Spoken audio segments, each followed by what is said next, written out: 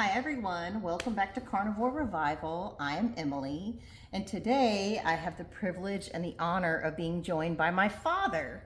This is Jerry.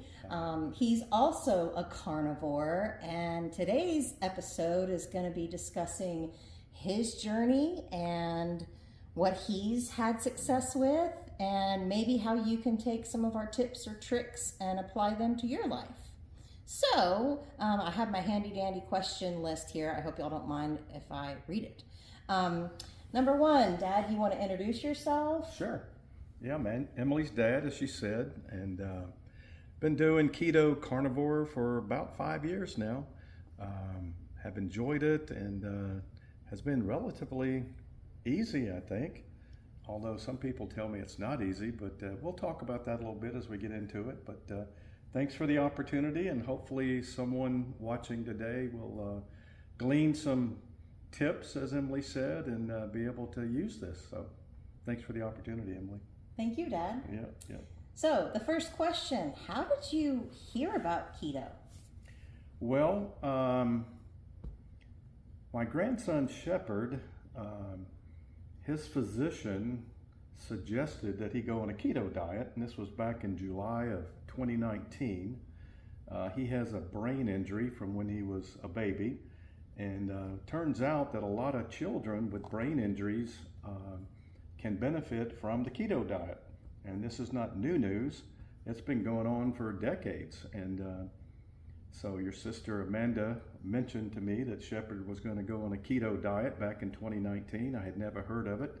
So I started researching it back then, and found a lot of solid research that had been done about keto and how it benefits specifically our brain chemistry and the healing of the brain, and lots of other benefits too. But that's where I first heard about it back in 2019 from Amanda, and as a result of Shepherd. Yeah.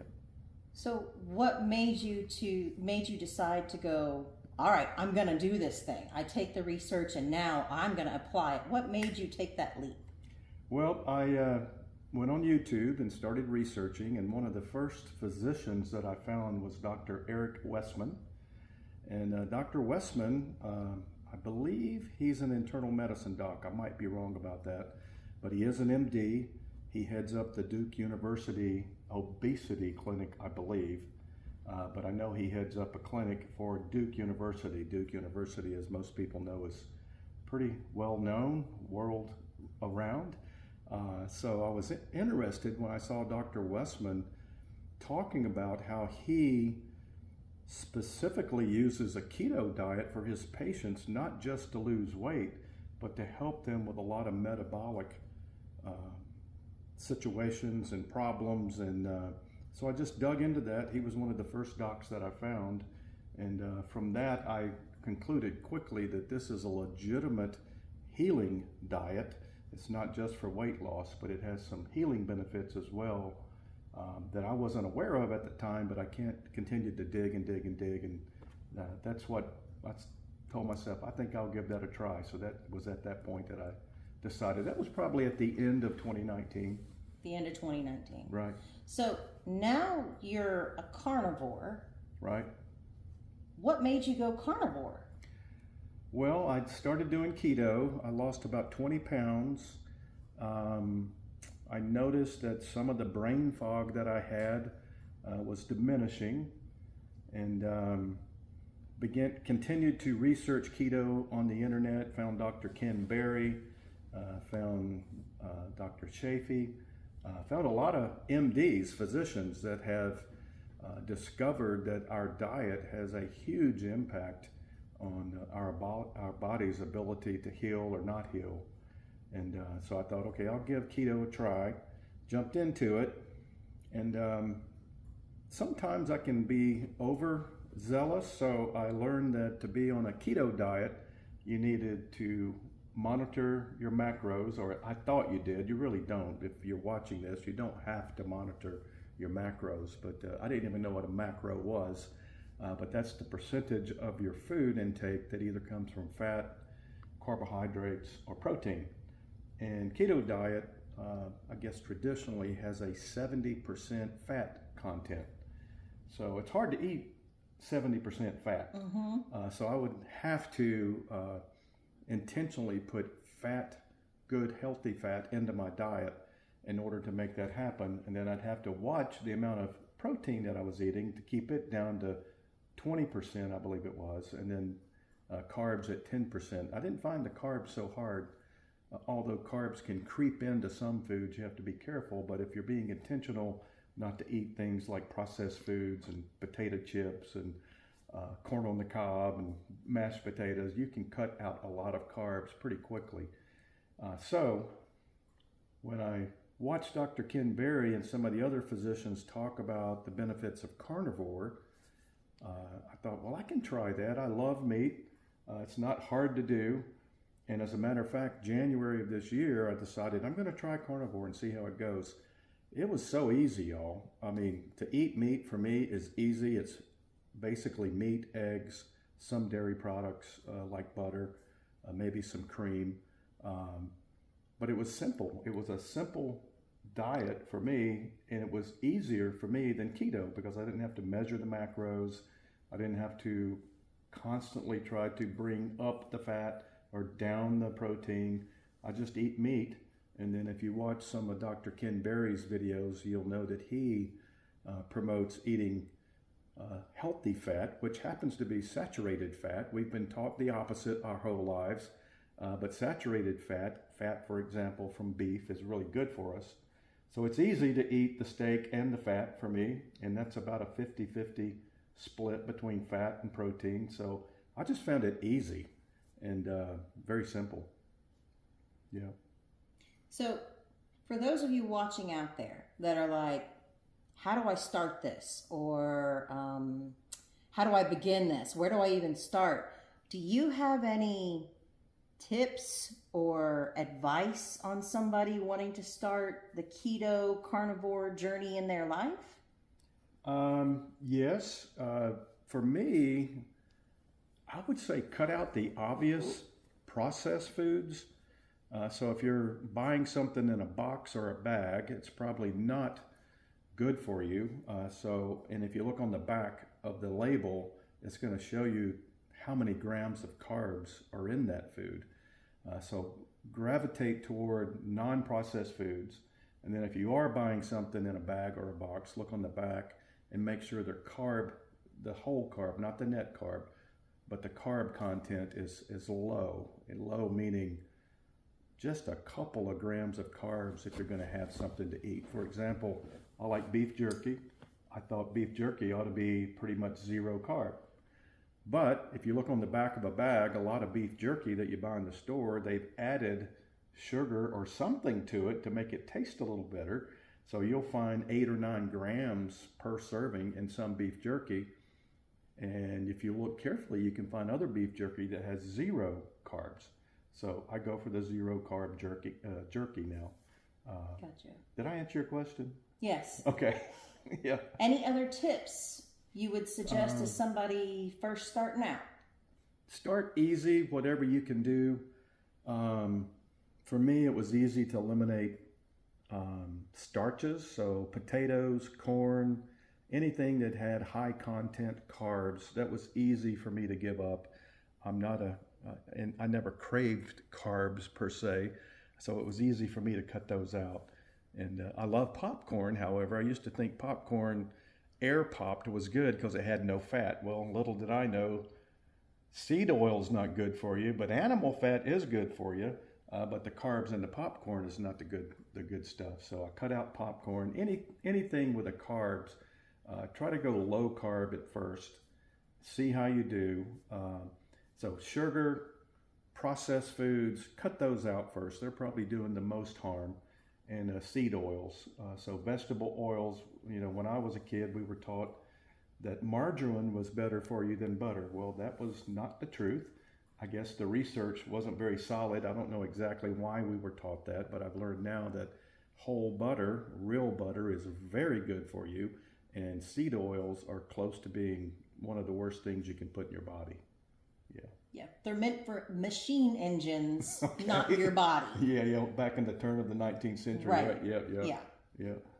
So, since the beginning of your keto carnivore journey, what benefits? You mentioned you lost 20 pounds. What benefits, health wise, physically, mentally, have you experienced? Yep. Yeah, when I went keto about 5 years ago, I lost 20 pounds pretty quickly. And then I plateaued, and that was okay. I mean, 20 pounds is 20 pounds. Then January of this year, I went carnivore, so I lost an additional 30 pounds since January to now. Wow. So a total of about 50 pounds. I have plateaued again, which is fine. I think our bodies kind of know where they're headed. So if all I'm eating is nutrient-rich beef, some pork, not much, some eggs, lots of eggs actually, from time to time, I think my body's getting all the nutrients that it needs. And so I've lost a lot of weight, overall 50 pounds. I think one of the things that really motivated me to stick with this, I had some chronic hip and back pain to the point where I chalked it up, well, I'm just getting old. I'm approaching 70, I'm 68. It must be part of getting old. So it would hurt for me to even get up, stand up, walk outside, mow the lawn, doing normal chores. And I just convinced myself that was okay and that was normal. Well, when I went on carnivore, that chronic pain went away, y'all. And what I learned was the carbs, the seed oils, the sugar, all of that was causing my body to have inflammation. And that inflammation for me showed up as pain in my hips and pain in my back. And I have almost zero pain today. It is amazing. I was telling somebody the other day, I feel like I'm 10 or 15 years younger. I spent the week with one of our grandsons last week, and I had the best time just fishing and working around the farm. And just what a blessing not to be tired and hurting and exhausted, but ready to continue to hang with him and just love on him and do farm chores. And he had the best time, and I did too.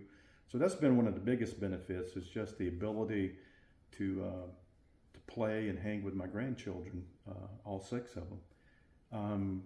Brain fog has just about gone away. I think my memory's a little better.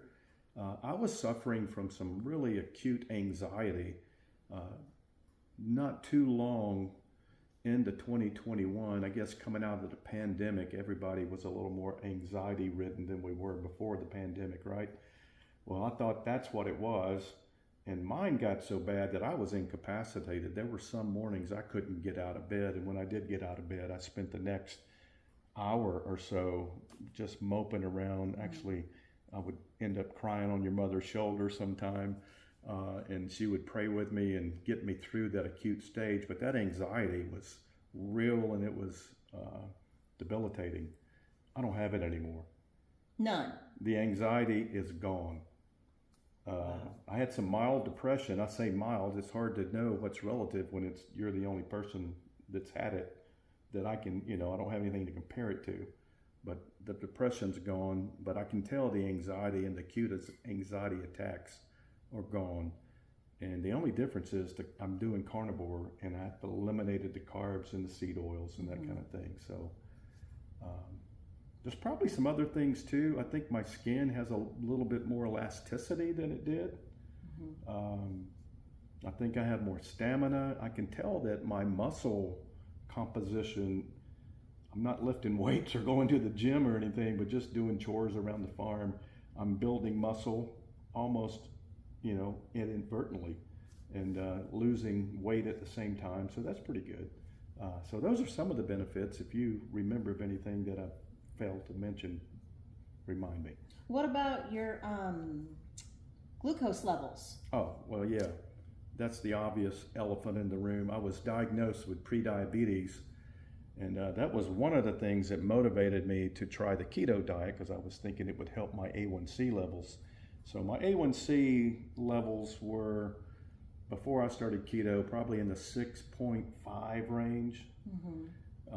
You want it to be, I believe, 5.5 or below? Yeah, 5.6 or below. 5.6 or below is normal range. Above 5.6 is pre-diabetes, until you get way up there, yeah. 7 or so, and then you're type 2 diabetic. So anyway, that was one of my motivations, is to get my A1C and my glucose levels down. And it did come down on keto. I came down into the low 6s, high 9s. Since I've gone carnivore, it's dropped even further down. So I think I'm 1/10 of a point away from being in normal range. And I think when I have my blood work done in September, I'll be back to normal. So I won't have pre-diabetes anymore. Yeah. Yeah. That's so awesome. great. Yeah, that's wonderful. Yeah. What about any medications? Have you come off any medications? Yeah, that's a great question. Yeah, I forgot about that. I have come off 2 medications, one for gout, which was allopurinol, and I know that gout is caused by at least 2 factors. One is inflammation in your body and high levels of uric acid. Mm-hmm. So when they put you on allopurinol, it brings your uric acid levels down. It doesn't do anything for the inflammation. Well, once I learned that I had inflammation causing the hip and back pain, I theorized that it was contributing to my gout. Mm-hmm. So I asked my physician if I could come off of allopurinol, thinking that my inflammation was pretty much gone. And even if I had higher levels of uric acid, it wasn't going to cause gout because the inflammation was gone. So I've been off allopurinol now for about 3 months and no gout attacks. Wow. There's no gout. So that I'm off of. I was taking a statin. I don't know if you guys watching today's video, if you're taking a statin, I would encourage you to research the side effects of statin.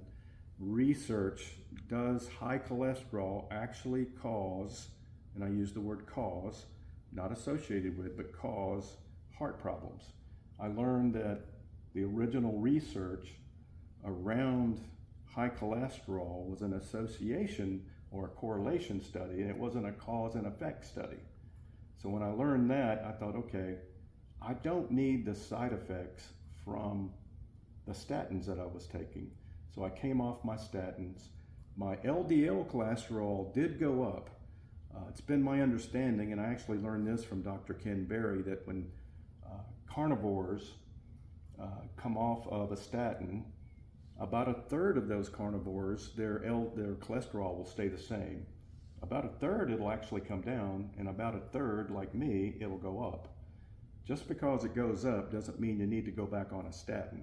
So I came off statins. I'm not on a statin. I'm not worried about a high LDL at all.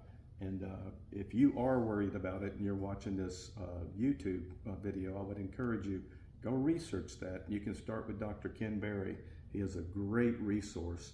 He will dig into the research for you, and he will examine for you the solid research and the research that was not so solid. So yeah, I've got one more medication that I'm working to come off of, and it is Lexapro. I understand that I need to taper off of that extremely slowly, so I'm doing that, and I hope to be off of that by September.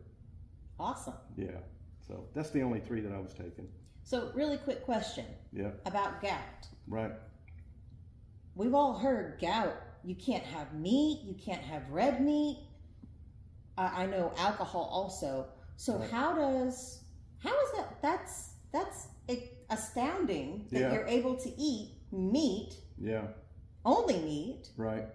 With no gout flare-ups. So no gout flare-ups at all. Yeah. For me, I can tell you, meat does not cause gout. I eat meat only.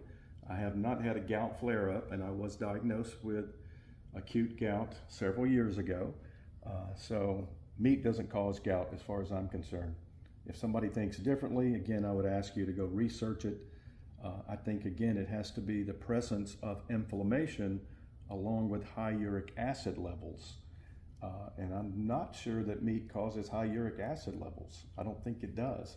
Meat doesn't cause gout as far as I'm concerned. That's my opinion.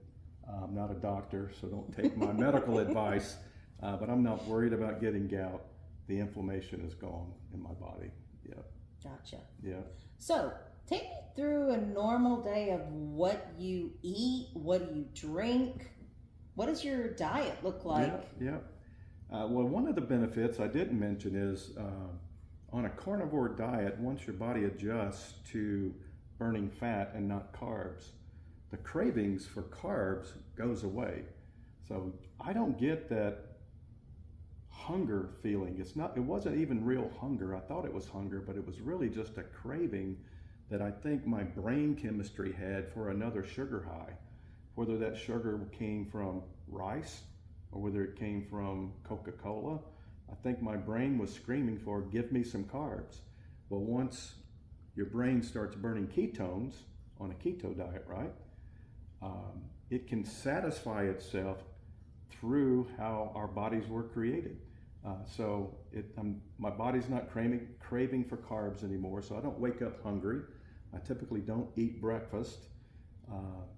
I exchanged some comments with someone on Facebook the other day. I commented about my weight loss and my medication, eliminating that from my life. And they said, well, how do you skip breakfast? Don't you get hungry? I'm like, no, I don't wake up hungry. And it's not like I'm skipping breakfast. I eat when I'm hungry. And I usually get hungry around 2 or 3 o'clock. And I'll either do one of two things. I'll have my main meal at 1 or 2 o'clock, or I'll have a carnivore snack, beef jerky, something like that, or I'll have my main meal. So if I have a snack at 3 o'clock, say some beef jerky, I'll have just a little bit, or I might have a coffee with some MCT oil, and that's as you know, the medium chain triglycerides, and that oil in that coffee gets me over that little bit of hunger phase in the afternoon, and I can make it then till supper before I get hungry again. My typical diet is a lot of beef, eggs, maybe some sausage if I want to have some sausage. I don't eat a lot of chicken. We do eat chicken, but I don't prefer chicken. It seems now that my body is fat adapted, there's not enough fat in chicken that really keeps me satisfied, so I love beef. We eat a lot of ribeyes. Before you think, oh, I can't afford ribeye, actually it's not that bad.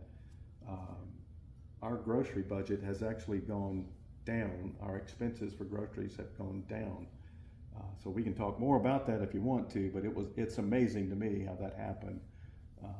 But yeah, that's my typical day. I'll get up, I'll have some electrolytes, which consist of sodium, some potassium, and some magnesium. And if you go look at LMNT, that's an electrolyte drink that's really, really good. And they offer their recipe for free online, so you can look up LMNT electrolytes. You'll see what their proportion of sodium to chloride, I think, in it. You tell me, you're the expert on that. Magnesium. Yeah, sodium chloride. Sodium chloride, yeah. And I mix a little bit of that in some seltzer water in the morning, so that's kind of my go-to drink. I might have a cup of coffee, maybe 1 cup. Interesting, caffeine used to bother me. I'm not bothered by caffeine anymore. So I don't know how that happened, but I can have a cup of coffee. It used to give me the jitters. Now it's just enjoyable. I don't eat lunch typically. Again, I'll make it to supper, and then supper will typically be beef. It might be pork. It might be chicken, but usually it's beef of some sort. Yeah, it sounds boring, but quite frankly, it's very satisfying. And the best thing about it is you're not hungry all day. You don't think about food all day. You get to the end of the day and it's like, okay, let's eat. And you're not starving. You just eat and then you're good till really the next day. Yeah, right. Yeah, it's like before carnivore keto, I was obsessed with food. Right. It's like it was constant. What am I going to make for dinner? What are we going to eat for lunch?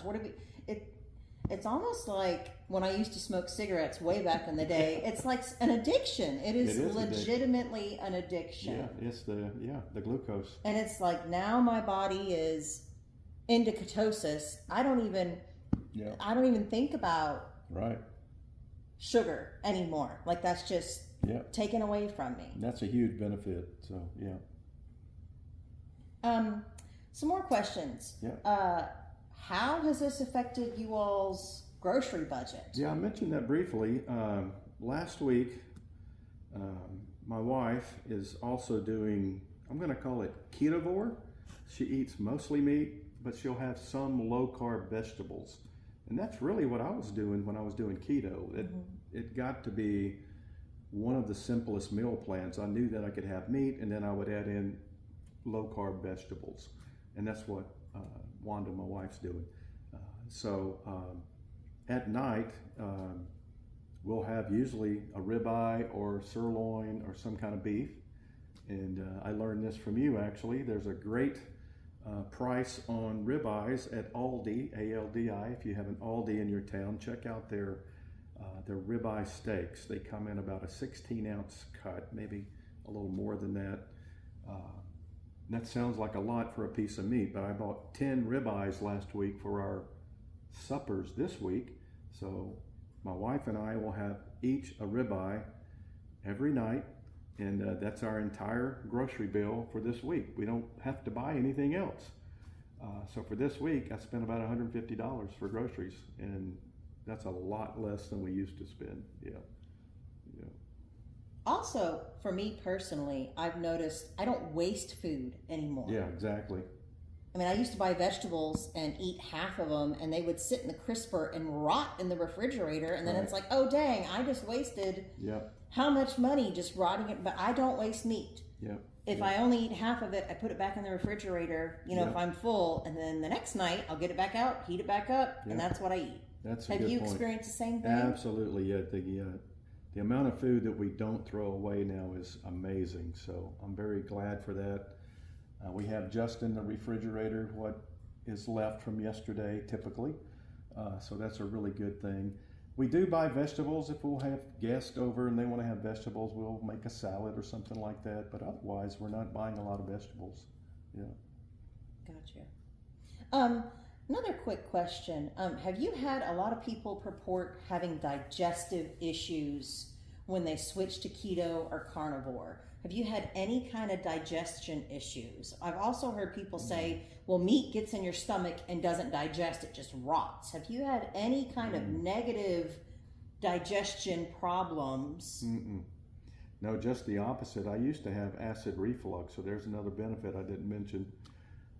For example, we used to order pizza, not all the time, but occasionally, and I would eat 2 or 3 pieces of pizza, and I would think the sauce and the spicy meat on the pizza gave me indigestion and acid reflux. What I learned was it wasn't the meat and the spice at all. It was the carbs, the big chunk of carbs that I was eating. So on a carnivore diet, I've had no acid reflux. I've had no digestive problems. So that's another thing that's just gone away. I think what happens is meat is such a nutrient-rich food, and our bodies are designed for that. So when we eat a steak, for example, including the fat and the lean part, that's what our body needs, and most of that goes into our body's system. So our gut, our stomachs are not sitting there trying to churn and figure out what to do with this stuff. It's using it. Unlike if we eat a salad, I think some of that salad is not digestible. That's the fiber that we've all been told was great for us. Well, that fiber is having to be processed through. And fiber is not necessarily our friend like we were told that it might be. Yeah. Gotcha. So what do you measure out anything anymore? Like how many grams of fat, how many grams of protein, how many calories do you eat every day? I don't have an idea. I don't have a clue. I eat till I'm full. I'm eating only meat most of the time, and I get full pretty quickly. Like if we have a 16-ounce steak, some nights I can't eat it all. So I'll save, like you said, the other half till tomorrow. So I don't have to measure anything. My body will tell me when I'm full. Again, I'm going to cite Dr. Ken Berry. He says, eat until you're comfortably stuffed. I can do that. As a matter of fact, I prefer to stop a little bit before that. But his point is make sure you're eating enough so that your body is getting well nourished. And I don't measure anything. I don't weigh anything. Except for maybe the electrolytes. I try to make sure I have the right proportions of the sodium. About a half a teaspoon of sodium in an 8-ounce glass of water is what I use. and I'll use some flavored seltzer water. And then the magnesium and the potassium, it'll say on the bottle how much of that you need for a serving, and I'll use 1 serving of each of those.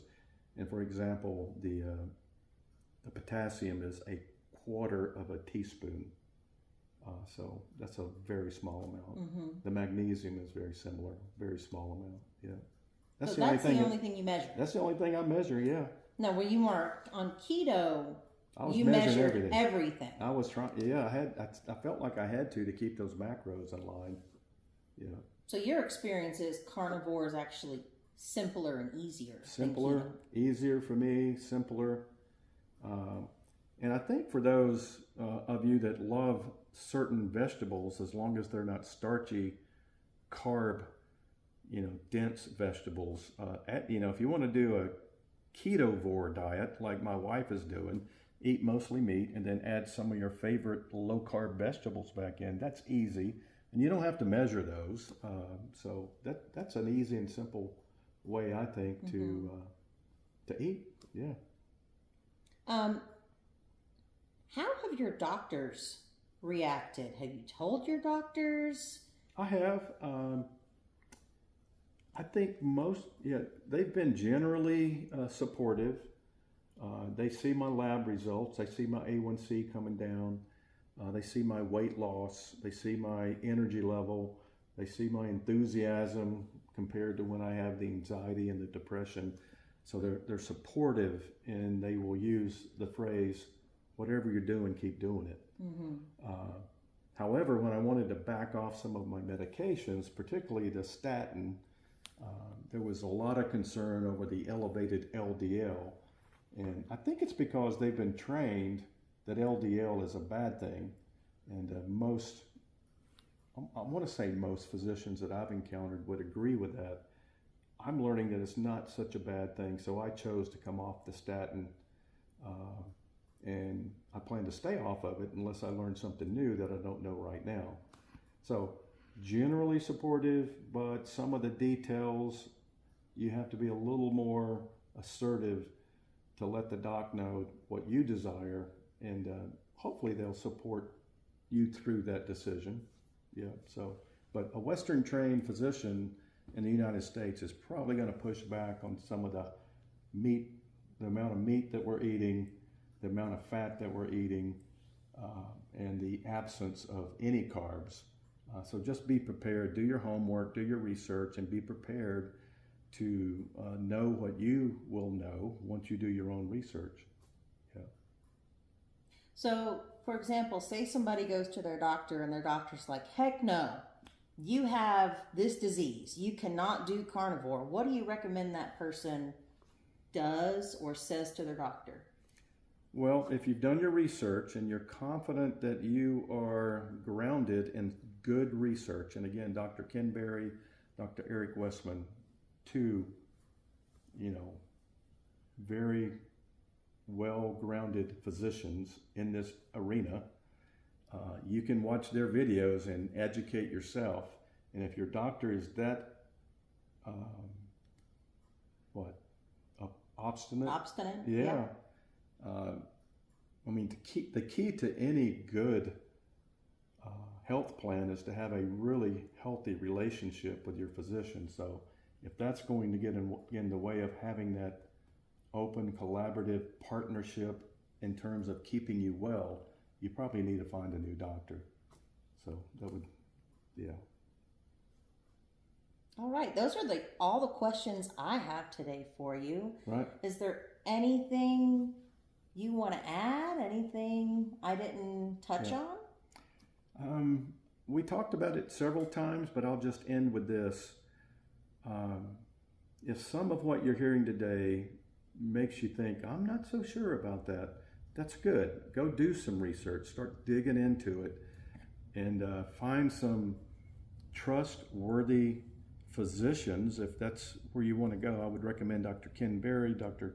Eric Westman, Dr. Shafee. Can you think of any of the other ones that we have? Dr. Berg, yeah. Dr. Fung. Yeah, Jason Fung. Yeah. All of those are MDs, and they're kind of leading in this research around what we eat has more to do with our health and our wellness than perhaps we ever gave it credit for. So do your research, learn what you need to learn, and then be willing to try it. So if you want to try keto or carnivore, just try it. I mean, what's it going to hurt to try it for, I don't know, 30 days, even a week? But I would say more than a week. Try it for a couple weeks, maybe 30 days. That's when I was convinced. You know, after about 2 weeks, I felt so much better. That's when I was convinced to stick with it. Yeah. Well, thank you so much, Dad, for taking your time and You're welcome. speaking to us and the audience. Yeah, you're welcome. And y'all out there watching this, I hope that we brought you some hope, some help, and some healing. Bye for now.